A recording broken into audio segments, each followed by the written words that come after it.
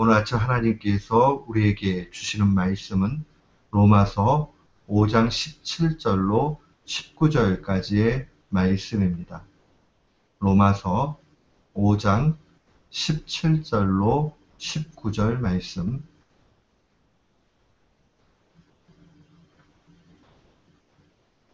우리 같은 마음으로 17절부터 19절까지 봉독토록 합니다.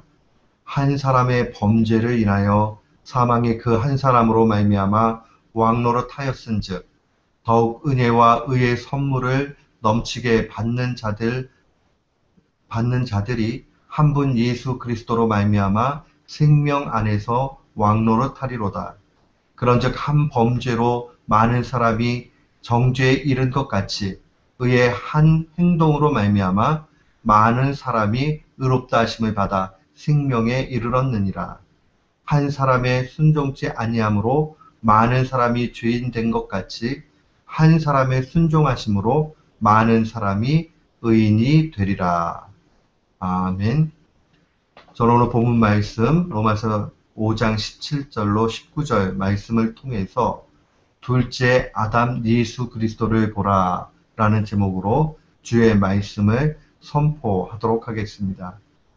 로마서 5장의 말씀을 보면 믿음으로 말미암아 의롭다함을 얻은 신자는 하나님과 화평을 누리게 되고 여기에 참된 기쁨이 있다라고 바울은 그렇게 증거합니다.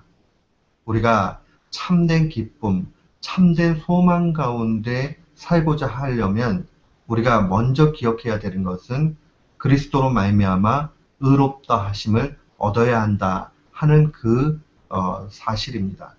그래서 로마서 5장의 내용을 간략하게 보면 세 가지 단계로 증거가 되어져 있습니다.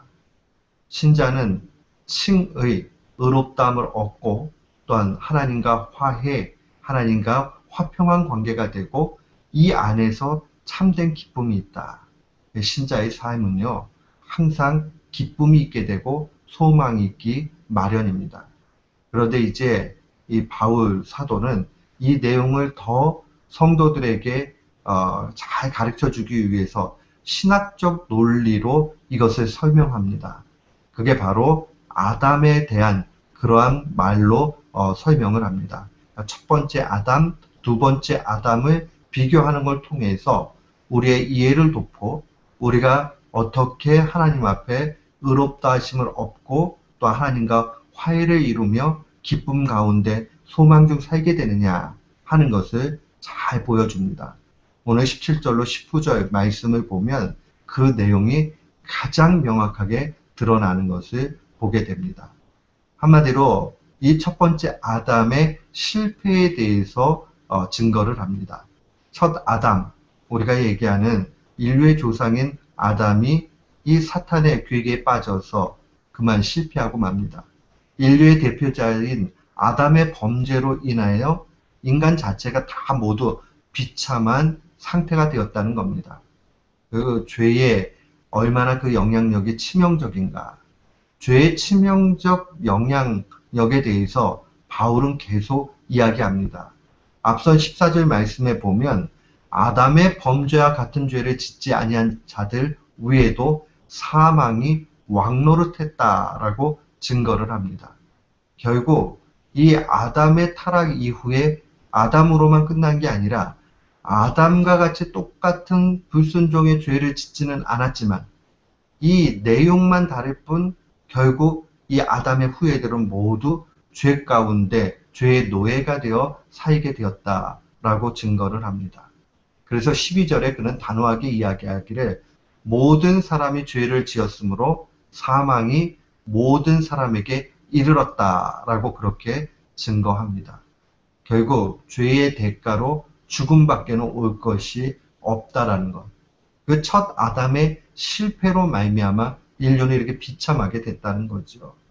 그런데 바울이 정말 강조하고자 하는 이 17절로 19절에 강조하고 싶은 것은 그러한 인간의 배반과 타락에도 불구하고 치명적 오류에도 불구하고 하나님께서 은혜를 베풀어 주셨다는 겁니다. 하나님의 은혜. 사랑하는 성도 여러분, 이게 얼마나 큰 의미인가 우리는 기억해 봐야 됩니다. 이것을 그냥 우리가 신앙생활 하면서 인간은 죄인이야. 그런데 하나님이 은혜 주셔서 아들 주셨대. 그렇게 생각하지 말고요. 이것을 우리의 구체적인 삶에 적용할 필요가 있습니다.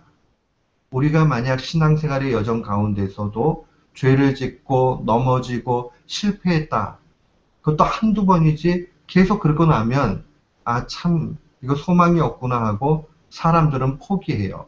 그러나 하나님은 우리를 받아주시고 용납하시고 다시 힘을 주시고 다시 나아갈 길을 주신다는 겁니다. 이 치명적 오류 가운데서도 하나님께서 기회를 주시고 은혜를 베푸시는데 그 기회 주심이라는 것이 너 이제 죄 안 지으면 앞으로는 용서해 줄게 하는 그러한 것이라면 우리는 애당초 포기할 수밖에 없습니다. 왜냐? 우리는 또 넘어지기 때문이지요. 그러나 하나님은 그러한 길이 아니라 완전히 새로운 길, 우리가 이해할 수 없는 길을 주셨다는 겁니다. 그 하나님의 은혜의 베푸심은 두 가지 단계로 나타나는데 첫 번째는 율법을 주신 겁니다. 율법을 왜 주셨느냐? 모세를 통해서 율법을 주셨는데 그 율법 주신 것은 죄를 깨닫게 하십니다. 라는 것을 분명히 알아야 됩니다. 사랑하는 성도 여러분, 율법이라는 게 죄를 해결하는 능력은 없습니다. 그러나 율법은 죄를 깨닫게 합니다. 그리고 율법으로 인해서 죄를 알게 되고 좌절하게 되지요.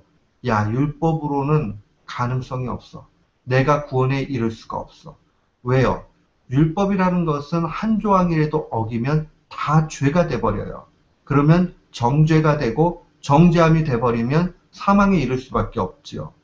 율법을 통해서 우리가 알아야 되는 것은 율법을 지킴으로 구원받는 것이 아니라 죄를 깨닫게 되고 그리스도 없이는 소망 없는 그러한 존재라는 사실을 알아야 됩니다.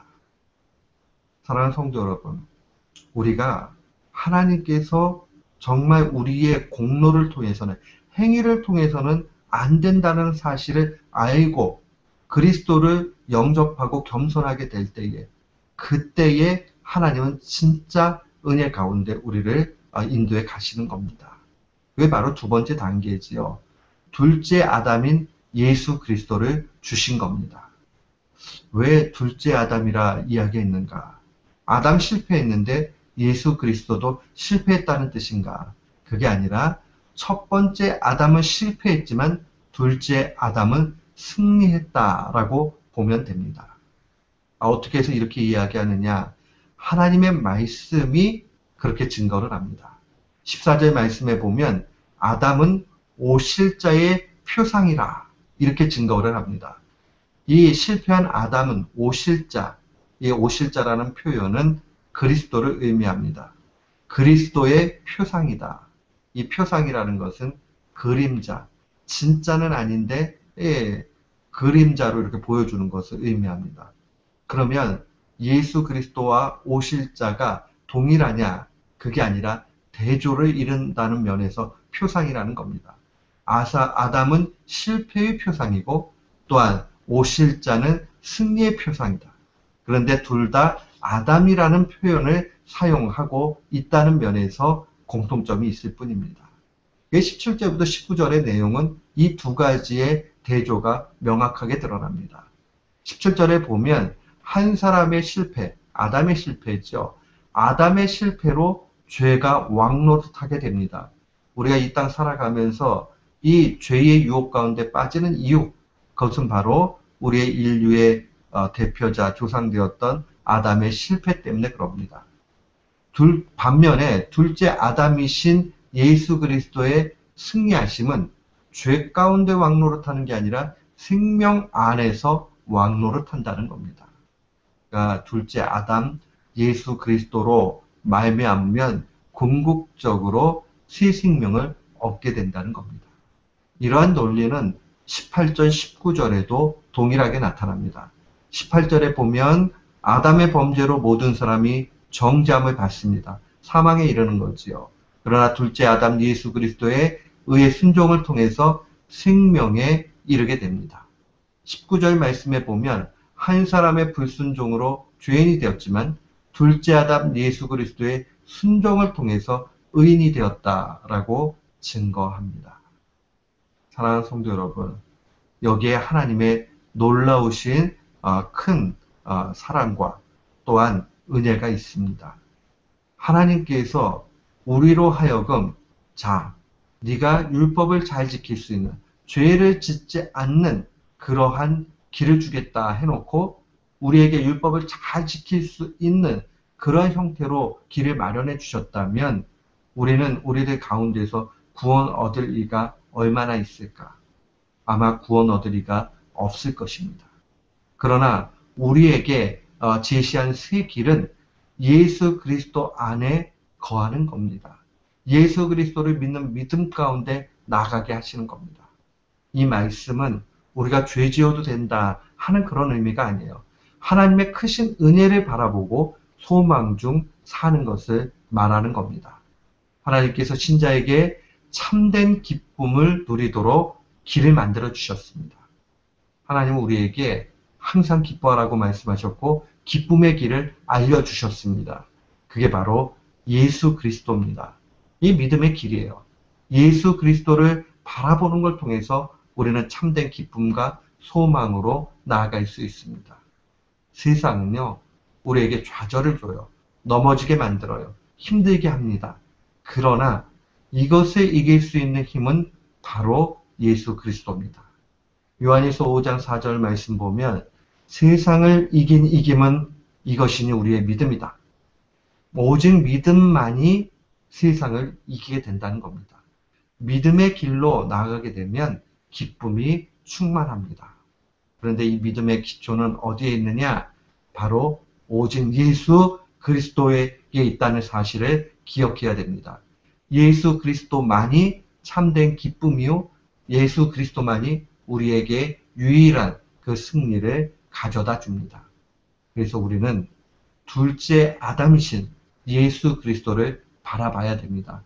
우리의 눈을 항상 예수 그리스도께 맞춰야 됩니다. 히브리서 12장 2절 말씀 보면 믿음의 주여 온전케 하시는 이인 예수를 바라보자 라고 증거합니다. 믿음의 주요, 믿음의 기초가 되시는 그 우리의 주인 되신 예수 그리스도, 우리를 온전케 하시는 예수님, 그 예수님을 바라볼 때에 세상의 유혹을 이기고 기쁨 중 살게 됩니다.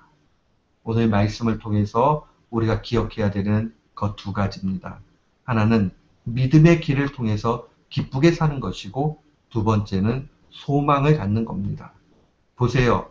우리가 죄 지어가지고 아무 소망 없는 그러한 존재였지만은 하나님은 예수 그리스도라는 새 길을 통해서 소망을 주십니다. 이렇게 죽음을 생명으로 바꿔놓으시는데 우리 앞에 놓여진 모든 문제인들 어떠하겠습니까? 우리에게 있는 경제의 문제, 건강의 문제, 또한 여러 기도의 제목들, 이 모든 것이 결국 하나님 앞에는 아무런 심각한 문제 되지 않는다 하는 사실입니다. 사랑하는 성도 여러분, 우리가 하나님 앞에 모든 것을 맡기고 그리스도 바라보고 나아가게 될 때 실패하지 않게 됩니다. 이 사실을 기억하면서 오늘도 승리하는 귀한 교우들 되시기를 주님의 이름으로 축원합니다. 아멘.